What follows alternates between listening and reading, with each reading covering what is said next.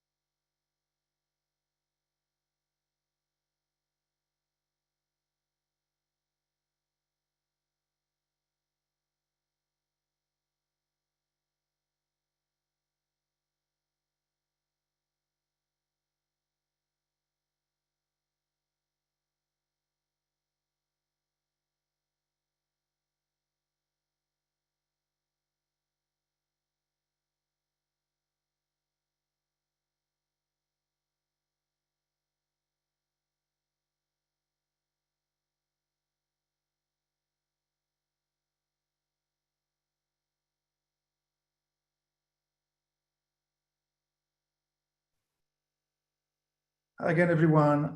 Thanks for waiting. We will start the session in maybe a minute or so. So don't go anywhere. We'll start shortly.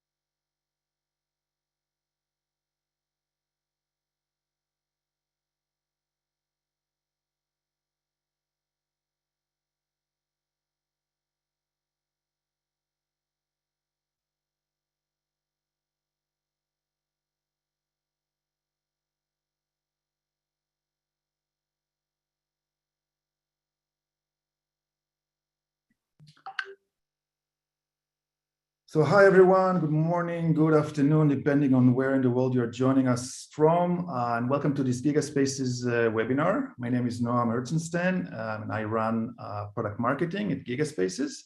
And before we begin, just a few housekeeping rules.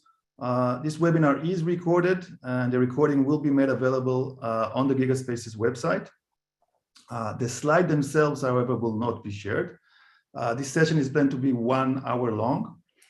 We encourage you guys to ask questions during the session, and we will address them during the last 10 minutes or so at the end of the webinar.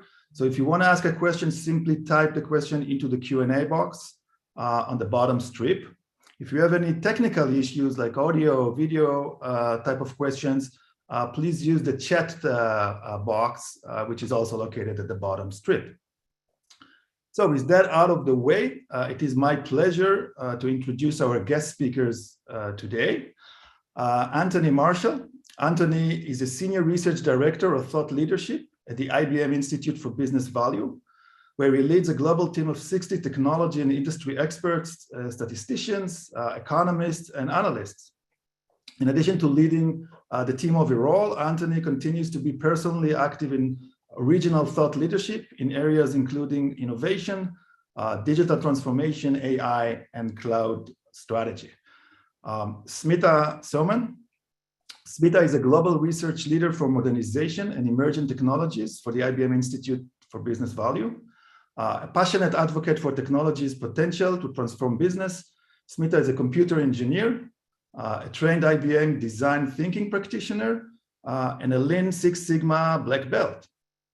She has more than 16 years of expertise in strategy and technology consulting and managing enterprise transformations. So without further ado, I would like to pass the mic to Anthony. Thank you, Noam. And I also wish to thank everyone for joining today. It's great to be here. And so thank you very much for making the time to be here for the next hour with us. Let me just tell you a little bit about the IBM Institute for Business Value. So the IBM Institute for Business Value is actually the thought leadership part of IBM. So we do thought leadership, really focusing on the impact of technology on business. As you might imagine, IBM has a very long history in technology, a lot of expertise. In the IBM Institute for Business Value, we combine that with proprietary data. We do a lot of surveying. Everything that we produce in terms of thought leadership is based in data. In a typical year, we would probably survey around 30,000 executives, probably around the C-suite or just below, around the world and across industry, and also somewhere between 50 and 100,000 consumers and employees. So everything that we're going to be talking about today is really based in data. We've got some data to support, some statistics to sort of show and tell the story that we're talking about. Let's jump to the next slide. No. Okay, so I'm going to start just by setting the scene by talking about 5 trends that we've identified for 2022. And we published this study. They're interesting that we do thought leadership. Just go to ibm.com/IBV. That's ibm.com/IBV. You'll be able to find this study, everything that we produce absolutely free across a multiplicity of topics.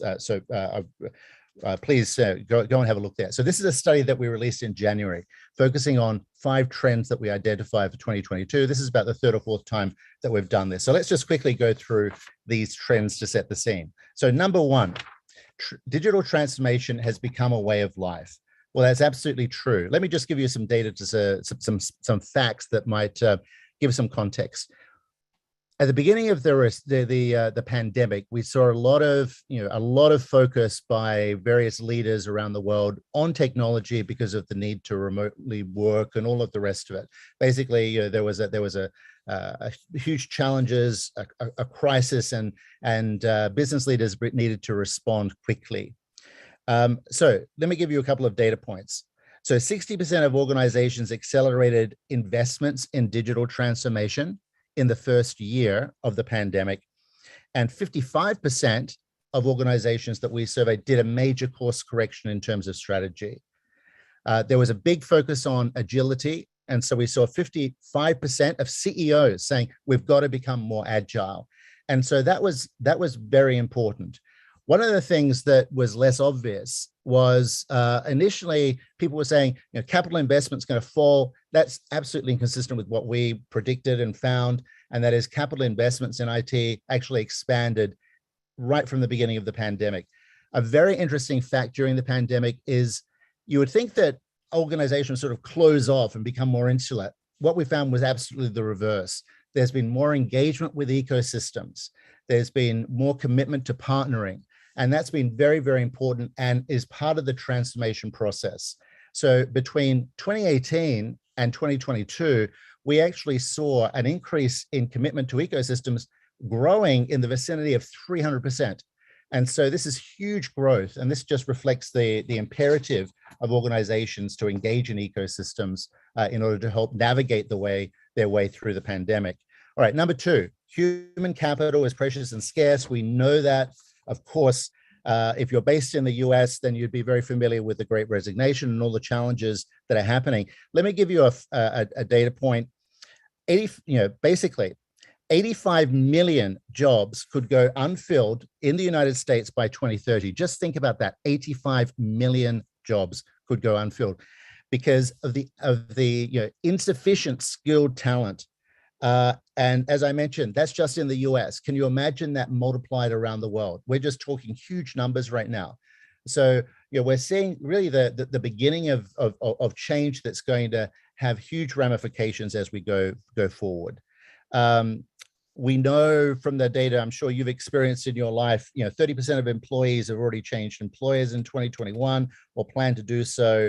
Another 15% plan to move voluntarily. So we've got a lot of churn, but we also have this challenge of skills with a lot of people retiring, leaving the labor force, and skills really not keeping pace. All right, let's look at the next one. Sustainability and transparency are urgent priorities. You might say, well, that's obvious, and it kind of is. But let me give you some data to support it. 4 in 5 consumers have told us that sustainability, as well as health and wellness, because in the consumer mind, there is a direct association between issues like sustainability, equity, and health and wellness, particularly mental health, is most important in choosing a brand. So this is 80% are saying that they are making decisions, deterministic decisions, because of their perception of sustainability in brand. And 54%, just think about this data point, 54% of consumers are willing to pay a higher price for the products or services that they consume if they believe that their principles of sustainability inherent in what they're buying, in the brand that they're buying. Again, this is a huge change. And even now, we're seeing a misconception on the part of some leaders, even CEOs, thinking that they're almost like fear of committing too hard to sustainability because of the negative reaction to consumers regarding price changes, et cetera. We're just not seeing that that's borne through. There's enormous support. Okay, number 4, tech adoption should reshape business operations. Again, you'd say, well, obvious, but let me give you some data.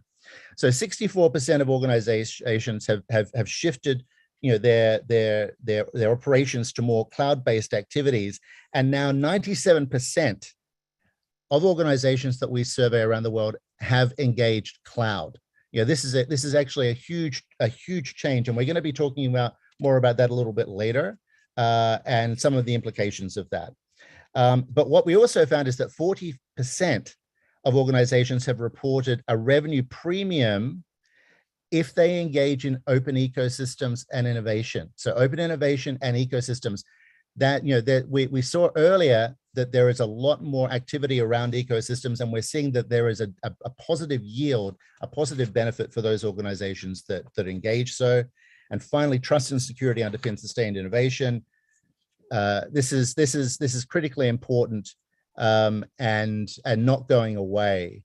One of the data points that we found, remember, this is all coming from our own surveying, so there's executives, business leaders around the world telling us this stuff. So 7 in 10 organizations are unable to secure data that moves across multiple clouds and on-prem environments. So we've got this huge challenge that organizations are seeing. And we're also saying that in excess of 90% of organizations really feel unable or challenges to securely engage any of the cloud adoption that they're doing. The fact that you have to really think about security from first principles at the beginning of any investments, and of course we're seeing actually demonstrable differentials in performance based on the expertise or ability of organizations to successfully embrace security, and particularly in data governance as well. So I'm going to turn over to Smitha right now. We're going to talk about some of the things that she's going to talk, and I'm going to come back a little bit later and segue to some data that's completely hot off the press that you might be interested in. Thank you, Anthony, and thank you, Noam. Hello, everybody. Just to make sure that we set the right context, right? So Anthony started from the very high level, right? What do everybody think? And I'm going to kind of deep dive a little bit into, so what does this mean for the land of mainframes, right? What does this mean for those involved with modernization? So with that respect, again, like Anthony mentioned, a subset of the executives that we surveyed actually work with, are familiar with, are in charge of making their mainframe investment decisions. And they represent 30%, the top 30% of the market cap. And what they kind of mentioned to us about where do mainframes play a role in this accelerating world of digital transformation transformation. Well, 71% of these executives that we surveyed said that mainframe-based applications are core to their business strategy. They mentioned that, mainframe, they view mainframes as part of their growth platform.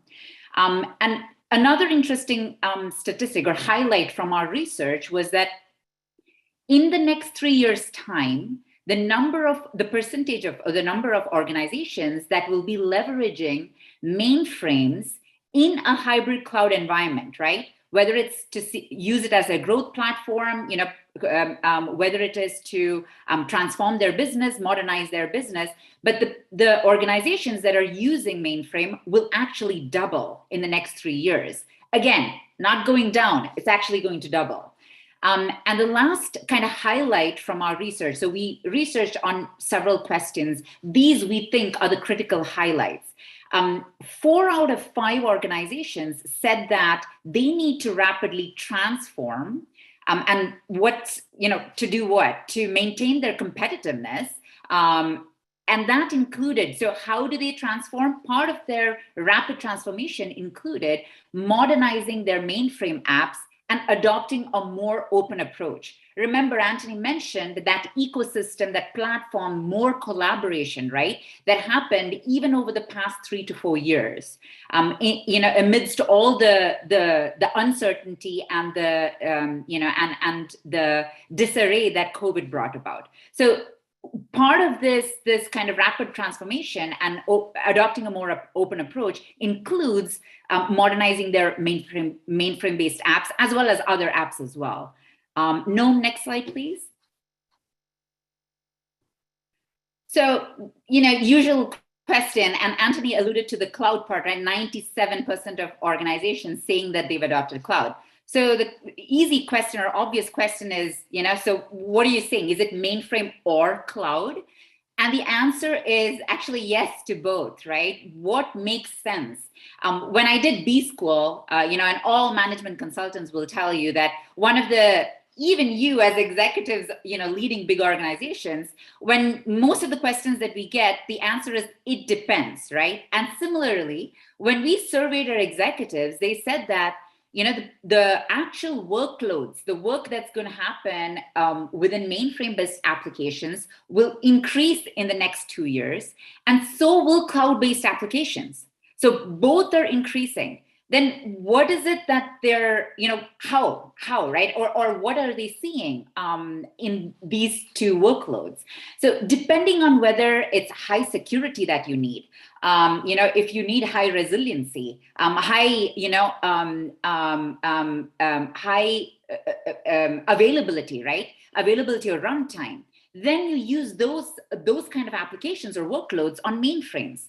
Versus if it's more collaborative, more accessible, then you're using cloud-based. So depending on the need, and that's why we call it, depending on the need that the executives are seeing, they're choosing between mainframe-based applications and cloud-based applications, and both are projected to grow. The executives themselves said that to us. So it's not an either-or proposition, it's more, what makes sense to them, a fit-for-purpose strategy, right? Then you would think, what is the big question on their minds if both, if they're invested in both, if they're leveraging both strategies? How do I extract more value from my mainframe investment? That becomes their core question regarding mainframes. And that for many organizations across certain industries, especially banking and financial markets, let's say, or manufacturing industries, this mainframe investment supports almost 3/4 of their organization's processing power and applications that house and operate its core functionality. So it's not little, right? It's not a small investment. And then the main question becomes, how do they extract more value? Noam, if you could go to the next slide. So again, we saw that, we asked the question, okay, if they're going to be using both mainframes and clouds, right? Is there some marrying that needs to happen, right? Is there some integration? Is there some modernizing? And that's the activity that we see, right? To get the maximum business value what's the minimal amount of change? I know everybody has different definitions when it comes to modernization. This is one that I believe in. You identify your, business value that the organization, the priorities that the organization is driving towards, and how can you make the minimum amount of change to attain that business value? Whether it's, introducing interfaces, APIs, containerizing, whatever those modernizing activities look like, right? So we asked them, do you want to start from scratch? And that's what the executives told us, that in the next 3 years, actually, the ones who are starting from scratch, who are just, ad hoc trying to add applications or, develop new interfaces, that's actually going down, starting from scratch approach. A white envelope, right? White paper, thinking from the beginning. Instead, what's happening is they're leveraging their existing mainframe assets in a hybrid cloud environment. So the question is not mainframe or cloud. The question is looking at a holistic enterprise digital transformation and, analyzing which workloads or which workflows should, move to the cloud versus remain on mainframes. And while there are workloads on both mainframes and cloud, how data and transactions can flow seamlessly between these systems or these processes, right? Regardless of where they are residing. So that becomes the imperative of the day. Noam, if you could go to the next slide. Okay, excellent. So remember, when we ask the executives, right, what are they using, mainframe or cloud, etc. One of the things that they told us was, 3/4 of our respondents rely on mainframe to power their customer data and transaction processing systems. So two kind of core areas that we saw. Number one was financial management systems, where mainframes play a big role. And number two was these customer data and transaction processing systems. Again, when we look at what kind of systems do mainframes play the biggest part in, regardless of whether it's financial management systems or customer systems, customer facing systems or data processing systems, one of the most interesting pieces that these executives told us is that in the next 3 years, each organization will have a completely unique, operating environment or operating configuration, right? It will include a little bit of on-prem, a little bit of data center, on-prem data centers, a little bit of mainframes, a little bit of, cloud, whether it's public cloud, hybrid cloud, a little bit of, edge computing. So all kinds of, hodgepodge, but very unique configurations. So what does this mean? Unique configurations for each and every organization. And Anthony said collaboration is increasing, right? Ecosystem or platform-based, where everybody's working together, driving towards common value, that trend is increasing. And if each of those organizations have their own unique configurations, they need to have some sort of a standardization, some sort of an understanding how data will flow, how transactions will flow, right? And these are kind of thinking points, right, that executives need to consider when they work with their partners, when they work with their ecosystems.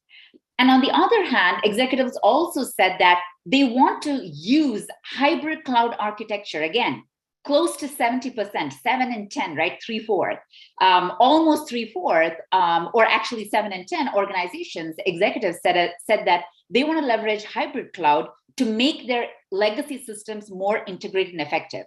So remember, unique configuration for each organization, which means that now they need to work on this integration. And oh, by the way, they want to use hybrid cloud architecture to do this integration, right, between their systems and their ecosystem partners, suppliers, whoever their ecosystem consists of. Noam, again, next slide, please. And I'm going to pass it back to Anthony to show to show how this trend kind of, applies to the rest of the world again. Take it on. Thank you, Smitha. So at the end of last year, we produced two major studies. One, a study of CIOs based on a survey information, and also interviews, deep interviews with 2,500 CIOs around the world. Another one of CTOs, Chief Technology Officers, and again, it was a survey of 2,500 CTOs around the world, as well as deep interviews. The data on the left here is from the CIOs. So what were the CIOs saying right at the end of last year? Well, they said that complexity is growing. And also, so 44% sort of said complexity is getting substantially worse for us, and 39% said that there are constraints emerging on our legacy systems and architectural constraints.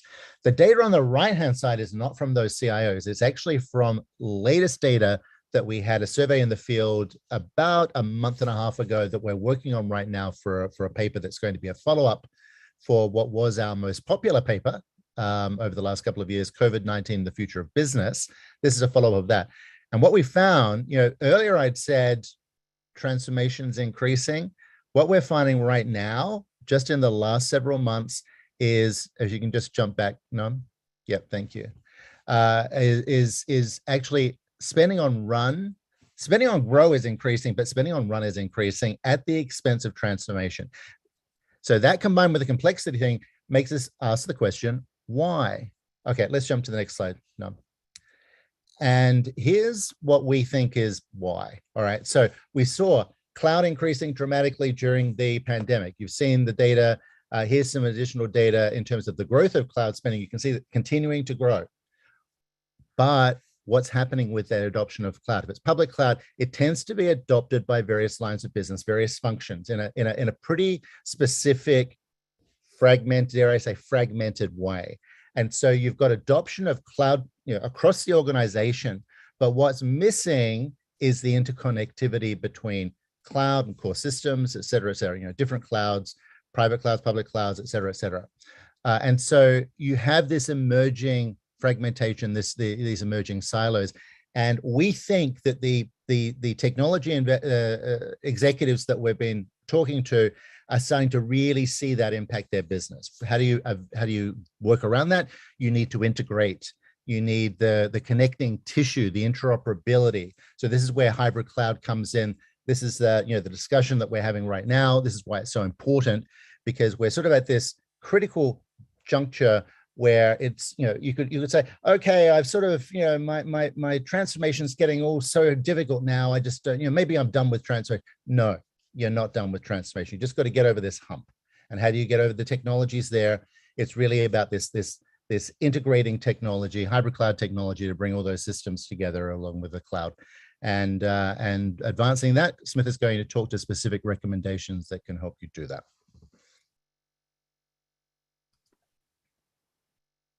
Thank you, Anthony. Noam, if you could go to the next slide. So remember how Anthony mentioned, and we've been talking through this session, right? How one, for the CIOs, complexity is number one challenge that they identified. And close up there in the top three, right? The third one was technical debt or this legacy infrastructure. Remember, complexity is also being added in the mainframe world. I mentioned that, in the next 3 years, all executives are seeing some kind of unique configuration of their systems, right? It's not all on-prem. It's not all mainframe. It's completely varying shades of everything, right? So that's part of what adds this complexity to how these organizations operate and what decides, how they interact with others, right? Because it's all about collaboration. Again, I love the words that Anthony used, connecting tissue. And that's what these, what these systems should be, because data and transactions need to flow. And that's what determines activity for the organization, right? The speed, the reliability with which these data and transactions flow between these processes, systems, between organizations even. So in the mainframe world, again, so what does this mean for organizations, right? What does it mean to you, executives? What are you telling us? What do we need to do? Well, like I said, our survey said that all executives are thinking marrying optimizing existing investments with accelerating innovation. So no, you're not supposed to go down on the transformation, but you need to have a mindset of realistic, that is optimizing existing investments with the accelerating innovation, right? And for that, number one step that we think, it's very obvious, it's very simple.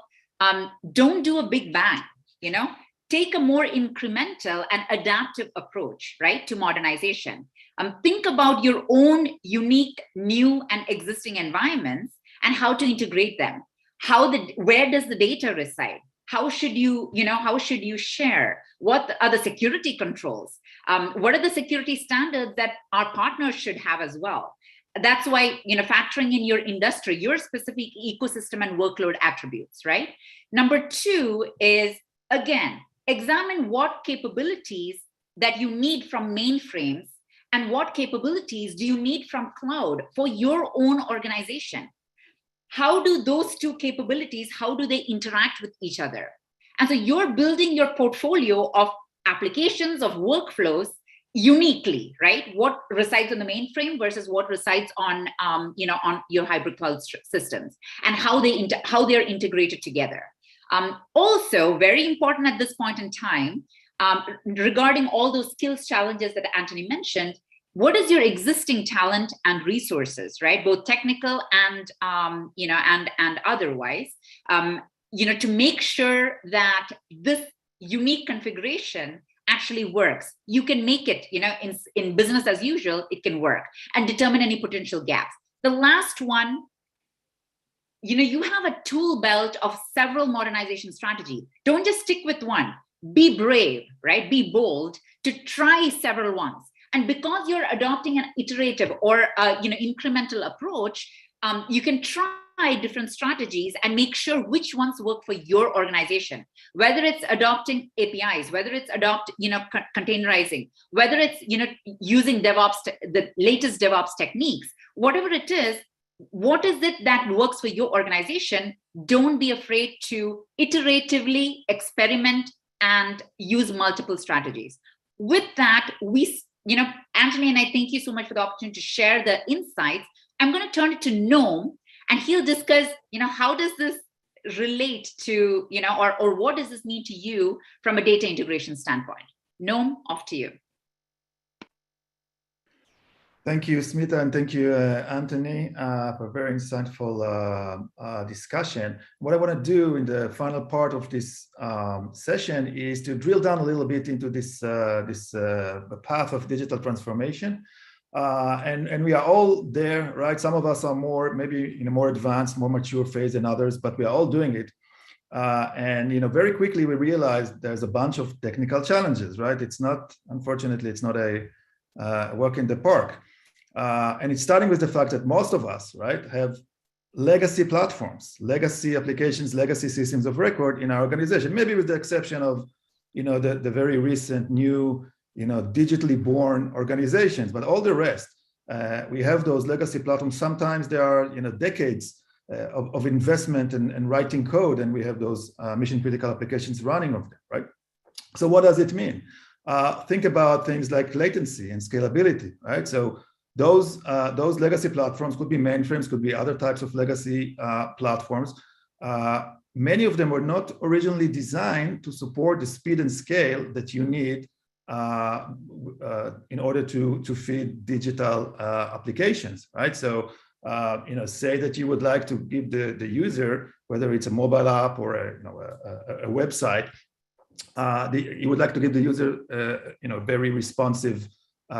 Once they click the button and you want to see the next screen and you want to serve it, within a second or less. But if you think about it, you might need to call maybe 1,000 microservices to access and manipulate a lot of data in order to generate the next screen that the customer or the user sees, right? So in other words, even if you're saying, well, it's fine, 1 second is a very, acceptable response time to my digital application, great, but it might mean that every single microservice needs to provide you a millisecond level of response. Again, some kind of a latency that many times is hard to get from legacy platforms.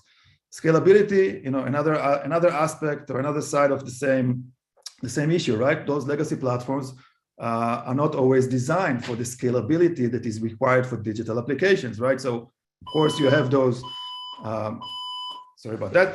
Of course you have those capacity planning type processes, and maybe you know that you grow organically 5, 10, 15% every year, and that's great, and you can plan and prepare for that. But what if you need to grow 100% or 500% very quickly in order to support a new load of digital transactions? That's something that is many times very difficult to achieve with legacy platforms, right? We have those systems of record, and we always have to remember that in addition to all the requirements that we have on the digital application side, we also need to remember that those systems of record, right? Those core applications have to be protected, right? They are serving mission critical tasks, and it's unacceptable for them to be unavailable, or even for them to be bottlenecked, right? And not provide the level of service that are required. So we need to support to protect our core applications that own all this very precious data, while still allowing this data to be available and support our digital application and all kind of digital consumption channels that we need, right? Next one, we have the customer data. Customer data, typically, customer is a great example that, as a business entity, it could be something else, right? But it is scattered in different places, right? Not only in different tables in the same database, it can be scattered across different databases, across different platforms, right? But we still need to have this, 360 view of the same customer, right? Another way to look at the same problem is, and sometimes we have this, we see it a lot in, for example, in insurance companies, where you have silos across business units, right? For example, you might have, one business unit managing property and casualty insurance, and you have a mainframe managing this whole business, but a completely separate business unit with their own infrastructure and their own mainframe doing the life insurance and so on. So you might have multiple silos like that. It's all within the same organization, and it doesn't matter how it ended up like that. But if I, as the customer, right, if I'm logging in, I'm looking and I want to see, and I have with the same organization, I have a car insurance policy and I have life insurance policy, maybe some more products, I want to see it all on the same screen, right? For me, I don't care that there are business units, right? I'm expecting to see everything at the same place, and it's not always easy. And maybe the last aspect, we have a bunch of batch application type use cases, and it's fine, right? And it's very common, and I think that we are doing maybe overnight, and whether it's for operational reporting, whether it's for reconciliation and other type of processes. Again, those are very important tasks, but they are not always a great fit with digital consumption, because if I'm looking at the transactions in my account, I want to see the transaction up until this second, right? I don't want to see a message saying, well, this is updated up to the previous business day, which might be 3 or 4 days ago or even more. So there is some kind of a mismatch between them. So we talked a little bit about some technical challenges, but it's always, of course, important to remember that we are not doing digital transformation for the sake of transformation, right? There are always business goals behind it. Many times it starts with looking at the customer experience, right? It's all about, when we're looking at digital services, digital applications, superb customer experience, and many companies actually have a customer-centric, strategy, focus on that. But even if you don't, right? This leads to all the, obvious KPIs, all the business KPIs that we all have, right? In top of the line and bottom, right? Increasing revenues, growing the market share, reducing churn, but also at the same time, managing our cost and reducing cost where we can do it. And of course, there's always the competition, and the competition is always moving forward, and they're always moving forward fast. And of course, this has been accelerated, and it's not going back. So we don't have the luxury like in the past and say, hey, let's plan this 36 months, project of modernization. We have to be much, much faster. We have no choice. Otherwise, we'll stay behind. So I want to give you maybe 2 or 3 real life examples from actual clients of ours, companies that we are working with, starting with a very interesting case. This top retailer that you see, a very large retailer, think grocery stores, right? A bunch of them brick and mortar grocery stores. And it's a very interesting story because, and it ties back to, I think what Anthony before mentioned, I think it was 74% of cloud-related transformations fail to capture the expected business value. So in this case, these guys, 5 years ago, they formed a digital arm, right? As part of the organization, they added X to their name. It's very trendy. And this digital arm was in charge of all the new digital channels, right? Now, first thing that they did was move from on-prem to the cloud. So they moved everything, but what they did was really, in their own words, a lift and shift, right? So they did not re-architect anything. They took the architecture as is from their own basement, right? Their own data center. And the only thing that changed was that instead of hosting it in their own servers in the basement, they are now hosting it in, a very one of the big name public cloud providers, but nothing else changed, right? The architecture was still based on the same. It was heavily relying on relational databases and relational database type of frameworks of development with a lot of code and logic in stored procedures.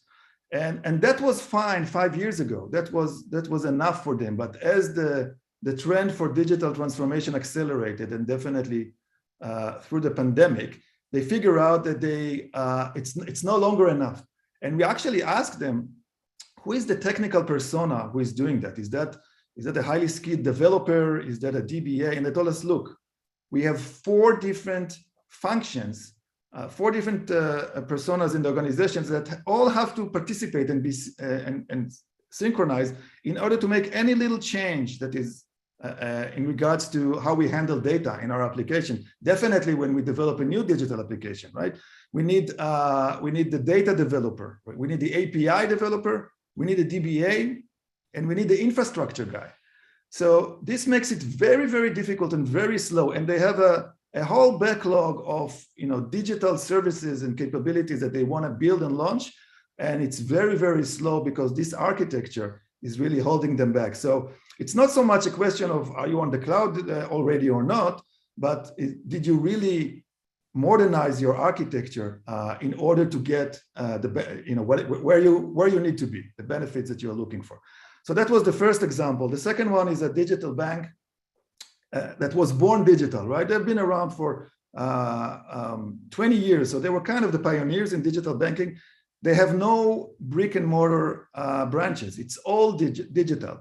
And at the beginning, of course, they were the first one in their own market, and they were competing with the incumbent banks, right? The traditional banks. And later on, of course, more digital banks came along and they started to compete with them as well. And just recently, we had a conversation with the CIO, and he told us something very surprising. He told us, look, when I'm looking at my competition, I'm no longer competing with banks, not even with the digital banks, right? I'm competing with Facebook and Instagram. It was a very, very strange statement. So we had to ask him to elaborate. And he said, look, when my customer, right, when she's picking her kid from school, right, or from soccer practice, and she sits in the car and she has 4 minutes until the kid comes along, 4 minutes along with the mobile phone, right? She might go into my application, this is a digital bank, and do some trading. And maybe she will go to Facebook or Instagram. So I'm competing over her time with those applications. It's a very, very interesting way to look at your competition. And it shows how the new brave digital world is really changing the way we interact with customers and even who we define as our competition. Maybe finally, the last example is from an e-commerce price comparison service or website. And this is very interesting use case from the beginning of the pandemic, right? So if you remember the beginning of the pandemic, people were looking for COVID-related products. It was very hard to find COVID masks and hand sanitizers. And And rather than the usual use case, the customers, the users of this website were really going to the website just to look up for prices. There are a million products there, and show me all the shops or websites that are selling it, and let me find the best price, and so forth. The use case changed to forget about the price. Find me a place that sells COVID masks. I want to buy it. So they decided to build a new feature, a new service that says a customer can pick a product which is out of stock and sign up to get an alert once the product goes back in stock. And then you can get an email alert, for example. Hey, we have those COVID masks back in stock, or whatever product you choose, and I can buy it immediately. So kind of the bottom line of this story, from conception, from the idea itself to launching this feature, it was 2 days. Within 2 days, they managed to do it, which is really amazing. In many places, it's unheard of to develop such a service and launch it so fast, which shows you the importance. They say, look, we cannot wait 2 weeks or 2 months or 2 years. This is not our ecosystem. We have to move very fast or we'll be left behind. So, kind of looking at traditional architecture kind of ties back to what Smita and Anthony were talking about before. Typically, it would look something like that. You have those systems of record at the bottom, and we have those digital applications at the top, and you have what we call the request-based integration type of pattern, right? Every time you need a piece of data, you have to request it. Yeah, there are composite services.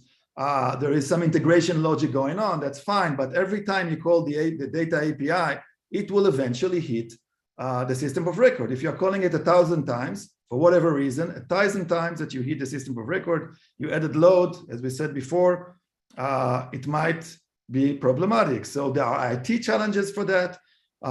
It's very complex, the data is fragmented.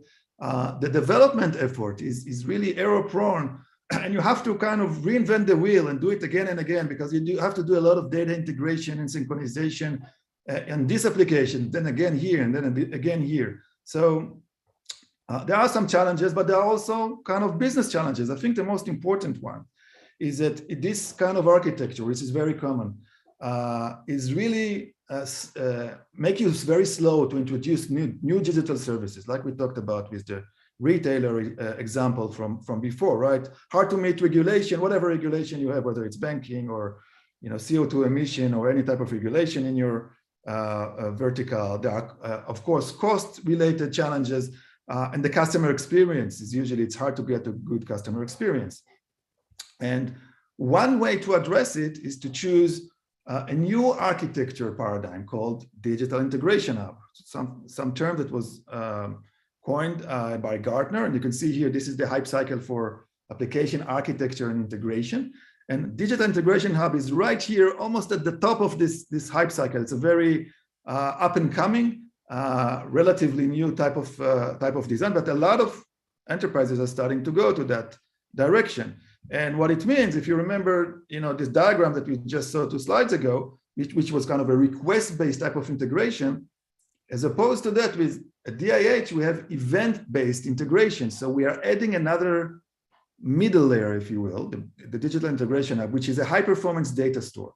And we are doing event-based integration with the systems of record. So if a piece of data changes, we can change it, could be even in real time with technology like change data capture, CDC. If we want to do it with an ETL in a batch fashion, that's possible as well. But what's important is that those digital applications that need the data have access to, really what we have here is a replication of the data of all the relevant data that is required. By relevant data, meaning that maybe you don't need historical data to feed the digital application, that's fine, so you don't need to keep it there. But all the relevant data is available here and updated, and it's always available for those digital applications, and they don't need to hit the system of record. So the system of record can still do what it does, but you are liberating the data to also serve all those digital services. So in a way, you are decoupling between those digital applications or the data API that feed them and the systems of record. The benefits, and you can think of it from in different stakeholder perspectives. From a business perspective, it's digital acceleration, right? We can really accelerate innovation. It's much easier. We have all the data in a unified data model accessible for those digital applications without an impact on our core applications. Of course, great customer experience and other benefits. From the developer standpoint, it's the ease of use. They can focus on writing the business logic, focus on innovation, and they don't need to worry about data integration or how to get to access the data and get a 360 view of their customers. And finally, for operations, simplicity. You can handle peak loads, whether it's Black Friday or any type of expected or unexpected load, like a pandemic. It's easier to make sure that you have always on services. And if you need to do provisioning and orchestration, you need to scale up and out and then in and down very easily. So a lot of benefits by implementing this type of architecture. This is, by the way, the GigaSpaces kind of out-of-the-box DIH offering. It's called Smart DIH. And it's part of a partnership that we have with IBM. And as you can see here, kind of there are 3 layers to this architecture: the integration layer, the data hosting layer, and then the digitized layer, the layer at the top here that is making that data easily available for digital consumption by those digital apps at the top. So starting with the integration layer, we have the IBM InfoSphere data replication technology, right? Which is essentially a CDC, IIDR, as sometimes it's been referred to really get real-time replication of the data from those systems of record. There could be DB2 or IMS or vSAM files on the mainframe. There could be Oracle databases or other types of systems of record.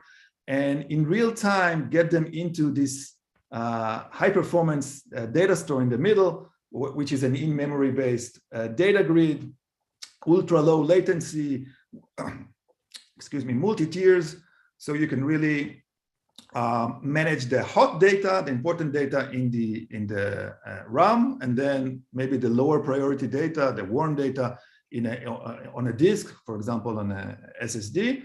And again, the digitized layer with multiple protocols that is exposing all of that, making all of that unified data model available as data services, as APIs to those digital applications. So really quickly, I think we have a few minutes to take a couple of questions. Let's open it up. Let me see what kind of questions we got so far. If you still want to send your question next few minutes, please use the Q&A box. And let's see. So the first question is, what are the cultural roadblocks to mainframe modernization? And Smita or Anthony, I'll hand it over to you guys. Smita, why don't you take this one? I'll start. Yeah, I'll start, and I'll turn to both of you. If you have anything to add. So when I say cultural roadblocks, it's within the organization, right? So how do we think about it? Like Noam mentioned and Anthony mentioned, many organizations are exploring different technologies, different different applications, different transformation strategies, right? So you can't stop the business. You can't, say that, okay, let's take a holiday for 2 months and then, rethink our systems and applications, right? You're a business that's operating every day. Along with operating business as usual, you're also thinking, how do we transform, right? So like Anthony said, you're running, you're growing, and you're transforming. So sometimes one of the cultural roadblocks is, how do you keep up with this other transformation? How do you keep up your modernization efforts with your other transformation, what you call like jumping or trying different technologies or other transformation efforts? Because like Noam mentioned, your applications themselves. So legacy infrastructure doesn't necessarily mean a legacy system, or an old type of mainframe, because guess what? A few weeks ago, IBM just offered, mainframe as a service, or IBM Z as a service. So even mainframes are being offered as services. So it's not just upgrading your infrastructure, but it could also mean an older application that was built, let's say, 8 years ago or 5 years ago. That's no longer relevant. It might not operate or integrate properly with other more recent applications or recent customer interfaces. So keeping up modernization with your transformation efforts, that's, I would say, one of the biggest cultural roadblocks. And how do you kind of balance both? One of the second ones is, like I said, the business doesn't stop operating. So system downtime and the lack of skills, right?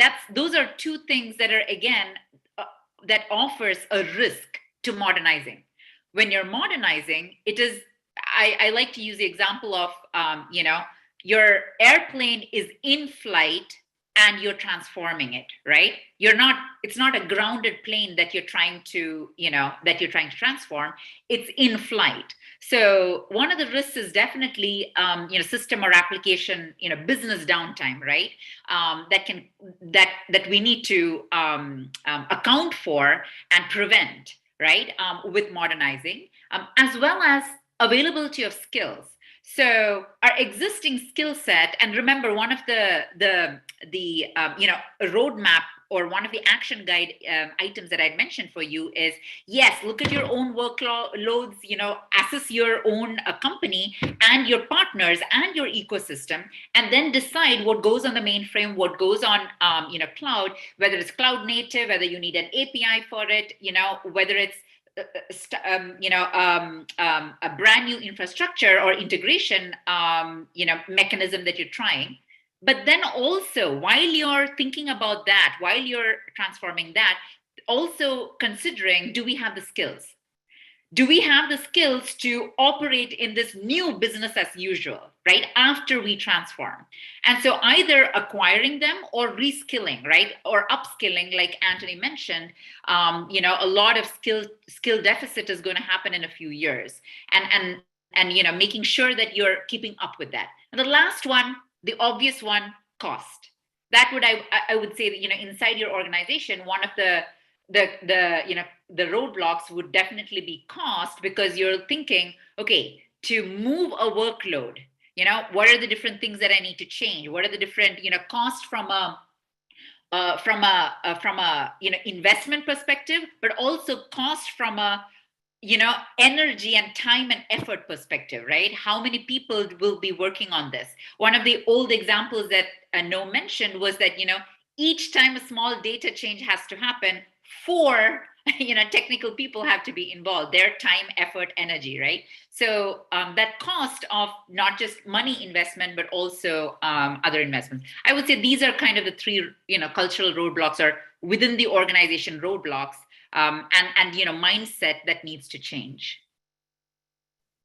Anything to add, Noam and Anthony? No, I think we're almost coming up to time.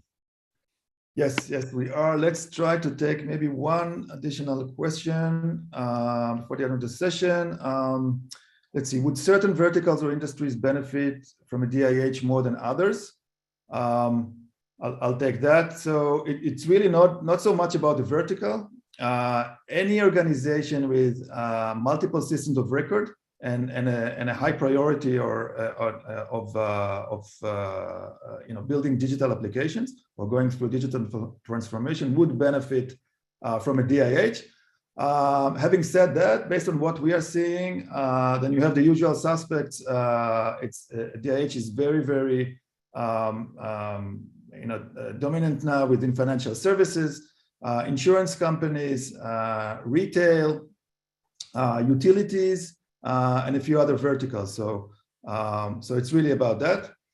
And I think we are pretty much almost at the top of the hour and out of time. So if you have any additional questions, feel free to send them over and we'll make sure to address them. And with that, I would like to thank Smita and Anthony so much for joining us and speaking in this webinar. Thanks everyone for taking the time to join us today, and see you at the next GigaSpaces webinar in late April. Thank you. Thank you, everyone.